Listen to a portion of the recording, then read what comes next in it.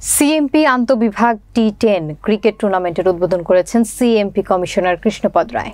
বিস্তারিত দেখুন চট্টগ্রাম ব্যুরো প্রতিনিধি রোমেন চৌধুরীর প্রতিবেদনে।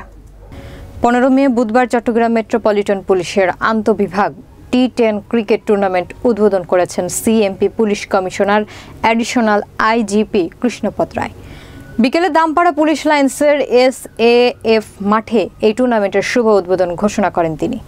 উদ্বোধনী বক্তব্যে তিনি বলেন, পুলিশের চাকরি সব সময়ই ক্লান্তিকর এই দায়িত্ব পালনের মধ্যেই পুলিশ সদস্যদের বিনোদনের জন্য সাংস্কৃতিক অনুষ্ঠান ও খেলাধুলার আয়োজন করে।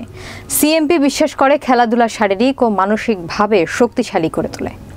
উদ্বোধনী অনুষ্ঠানে উপস্থিত ছিলেন সদর বিভাগের অধিনায়ক কাউন্টার টেররিজম বিভাগ উপপুলিশ কমিশনার মোহাম্মদ লিয়াকত আলী খান, উত্তর বিভাগের অধিনায়ক 5 লাইশর সহকারী পুলিশ কমিশনার মোহাম্মদ আরিফ হোসেন। উদ্বোধনী খেলায় উত্তর বিভাগ ও সদর বিভাগের মধ্যকার খেলা অনুষ্ঠিত হয়। এই টি10 ক্রিকেট টুর্নামেন্টে মোট 16টি দল 4টি গ্রুপে বিভক্ত হয়ে অংশগ্রহণ করেছে। আগামী 26শে মে ফাইনাল খেলা অনুষ্ঠিত হবার কথা রয়েছে। আপনারা জানেন যে আমাদের পুলিশের কাজটি সবসময় খুব ক্লান্তিকর, ক্লান্তির আর শেষ নেই, সেই ক্লান্তি অবসানের কোনো সুযোগ নেই।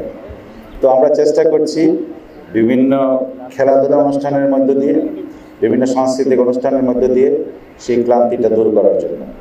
আমরা আজকে যারা এখানে খেলবে বা এই কয়দিন ধরে যারা খেলবে, তারা কিন্তু খেলাটা শুধু মাঠে রেখেই যাবে না, তাদের মননে মানসিকতায় খেলাটা কিন্তু অনেকদিন মাথায় ঘুরবে।